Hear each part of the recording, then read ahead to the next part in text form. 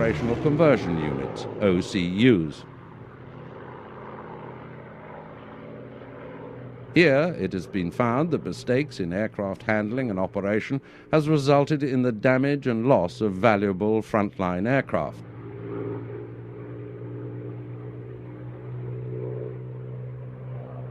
Here is the place that you will hone your skills.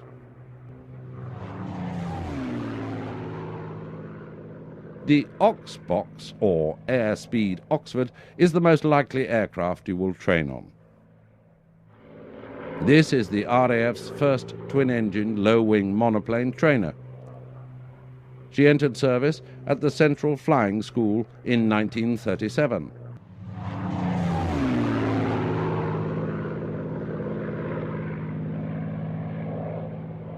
The Mark II Oxford is used to train pilots, radio operators and navigators.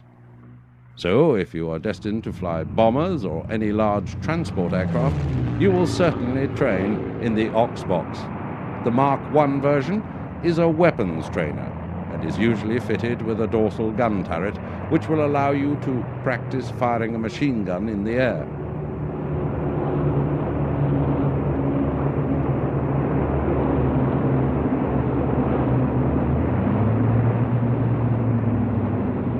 You will be required to fly many sorties. By February 1940, the German Luftwaffe have no air bases on the continent within reasonable range of Britain. So although the RAF has managed to shoot down a small number of German bombers on lone sorties, this period has become known as the Phony War. Part of your training will be learning to fly in formation in all flyable weather conditions.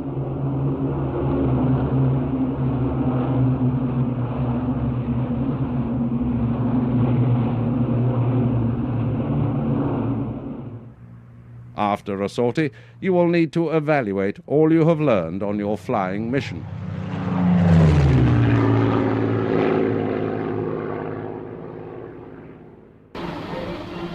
Despite a very slow start, we are reliably informed that aircraft production is now reaching over 300 a month.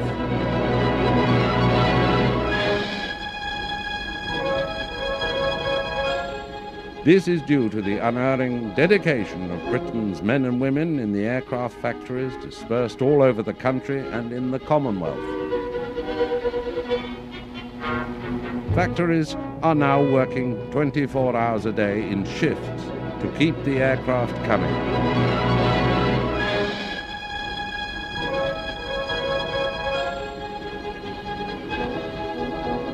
We are also informed that bomber daylight operations are to continue into mid-1940 in spite of appalling casualty rates, especially for the Blenheim squadrons.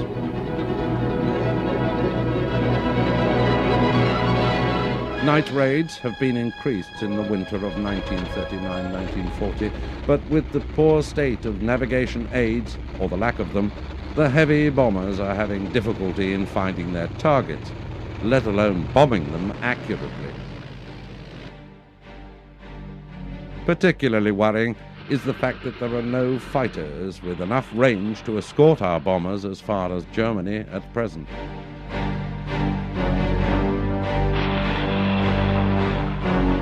Production of the Wellington bomber has exceeded all predictions.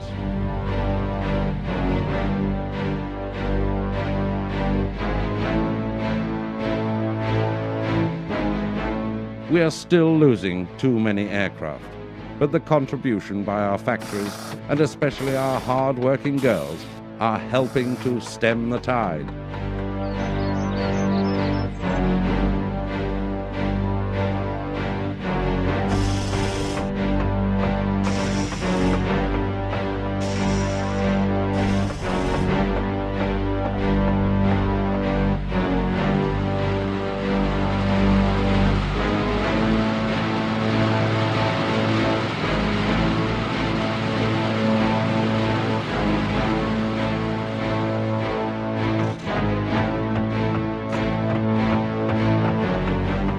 The good news is that the new short Stirling heavy bomber is coming off the hard-worked production lines. This is Britain's first truly heavy bomber, which first took to the air on the 14th of May 1939, powered by 4 Bristol Hercules engines. The omens were not good, as the prototype crashed on landing after its maiden flight. The second prototype was completed and flying by the autumn of 1940.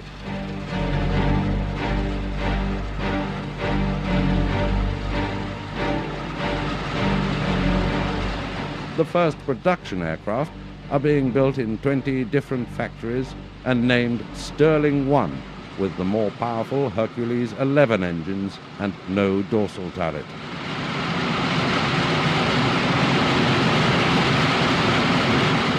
Germany, here we come. As most of our lads have been called up, it is the fairer sex who are having to learn new trades under the watchful eye of experience, as our pictures show.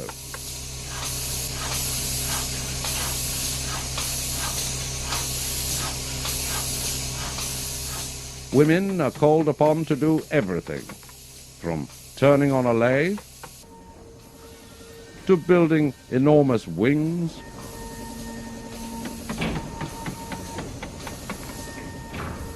painting, spraying, and even welding.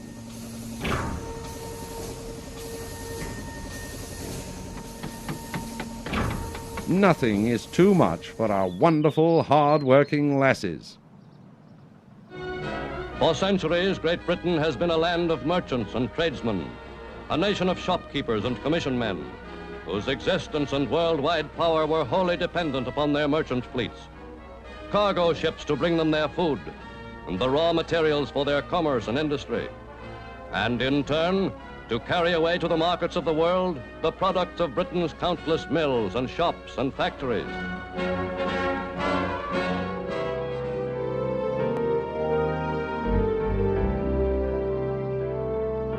The seas around our island have to be defended, and that is the task of Coastal Command with its huge short Sunderland flying boats. At headquarters, scattered around our coasts, the daily vigil goes on.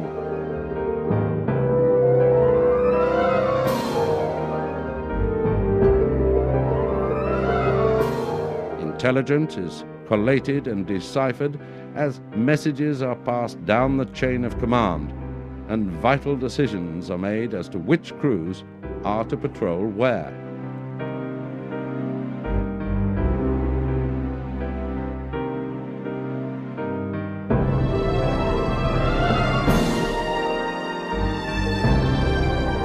The pilots and their crews prepare themselves for whatever tasks are put in front of them.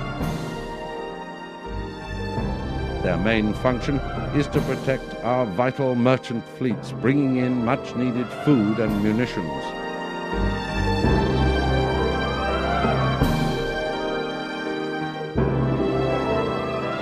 Without this protection, Britain will surely starve. The backroom boys, or Irks, as they're known within the ranks of the RAF, all have their roles to play. From armourers to mechanics, this huge wealth of skill is there to make sure that these giants of the air are ready to patrol our oceans and seas around the clock.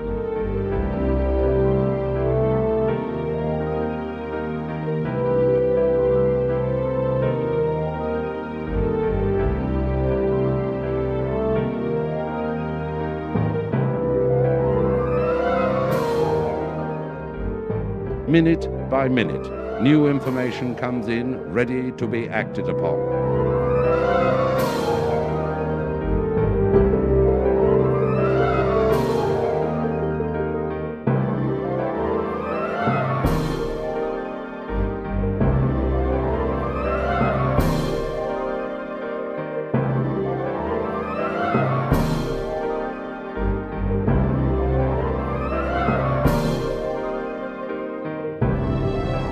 The huge Pegasus engines roar into life and the Sunderland prepares for takeoff.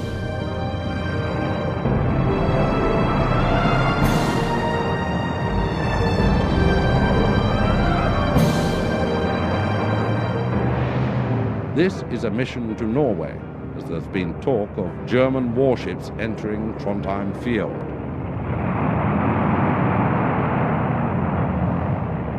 If this information is true, could this be the prelude to an invasion by the Axis powers?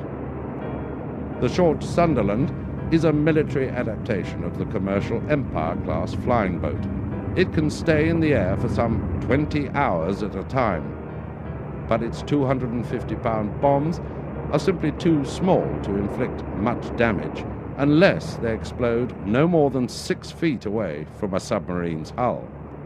As hour follows hour, our aircraft nears the target, our worst fears are confirmed, and messages are relayed back to headquarters.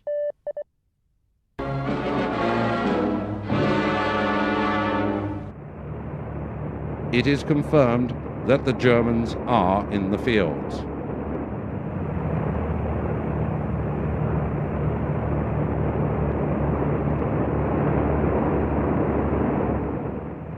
The Sunderland's gunners keep a watchful eye for the enemy before returning back to base at Plymouth.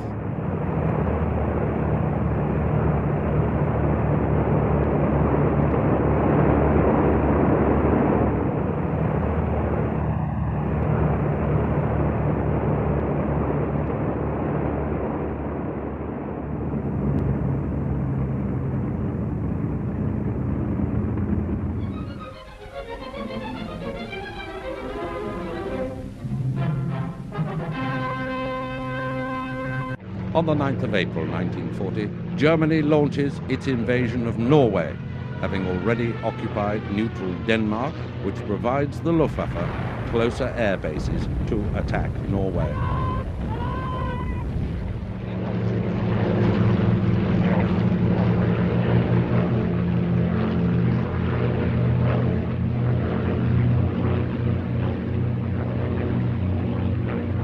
With just a token force of RAF Hurricanes and Gladiators, the decimation of Norway is a foregone conclusion.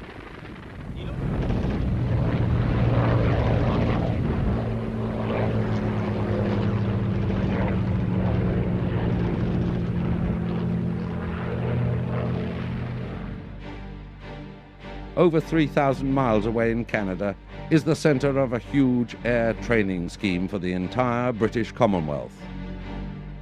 Here, a score of new training schools are turning out new pilots at the rate of 15,000 a year. It is there to train other thousands as aircraftsmen, gunners, mechanics, and technicians.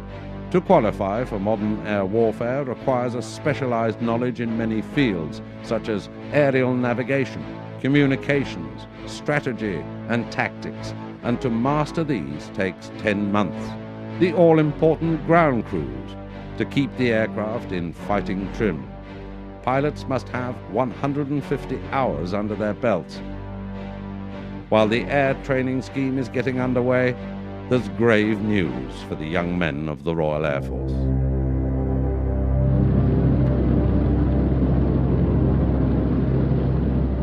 Even while the Norwegian fiasco is underway, German forces start their blitzkrieg against the Low Countries and work their way westward through France.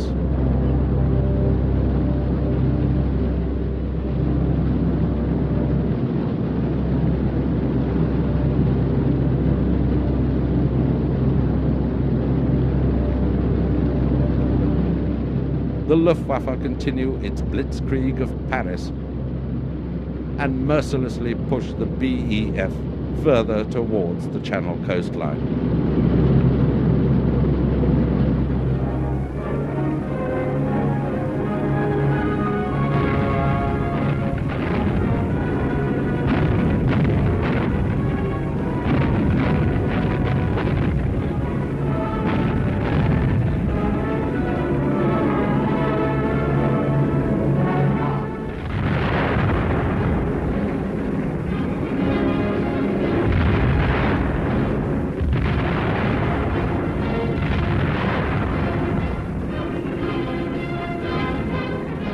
On the evening of May the 10th, Winston Churchill becomes the British Prime Minister, while the German blitzkrieg carries on.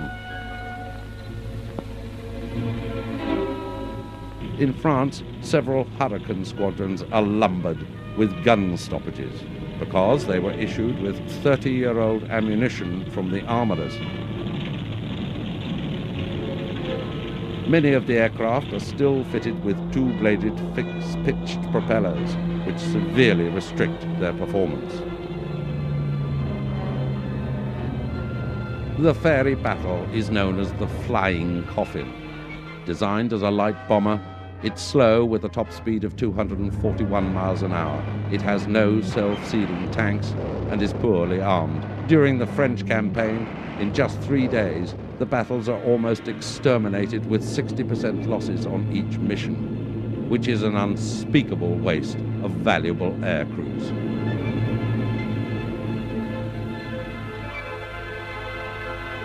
Only 5 days later, the French Premier acknowledges that France has been defeated. Dowding proved to Churchill that it was useless to send any more of his precious fighters to France, as within 2 weeks the losses would be such that the RAF would be left with no Hurricanes at all.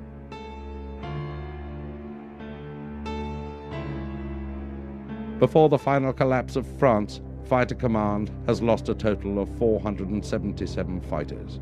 But more important is the loss of frontline pilots. Aircraft are being replaced, but pilots are a very different matter.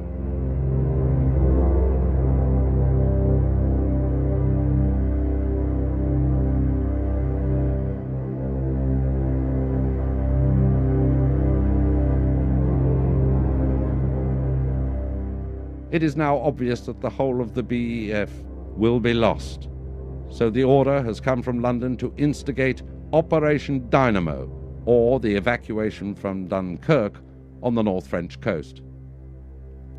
This starts on May the 26th. RAF Fighter Command sends squadrons from the south of England to cover the retreat.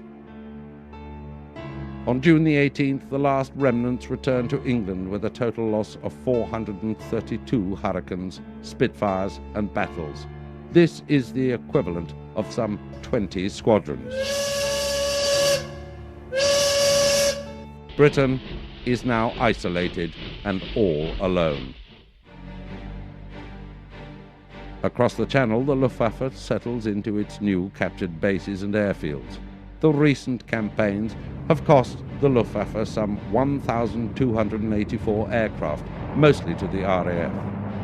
So time is spent on regrouping.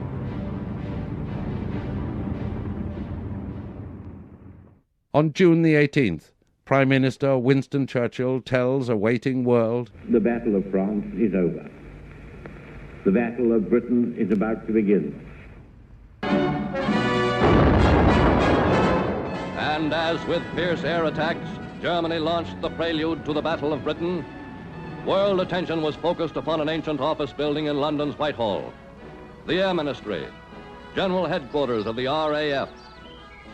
Here, working every hour of every day, is the Air Council, the Air Minister, the Under Secretary of State for Air, the Chief of the Air Staff.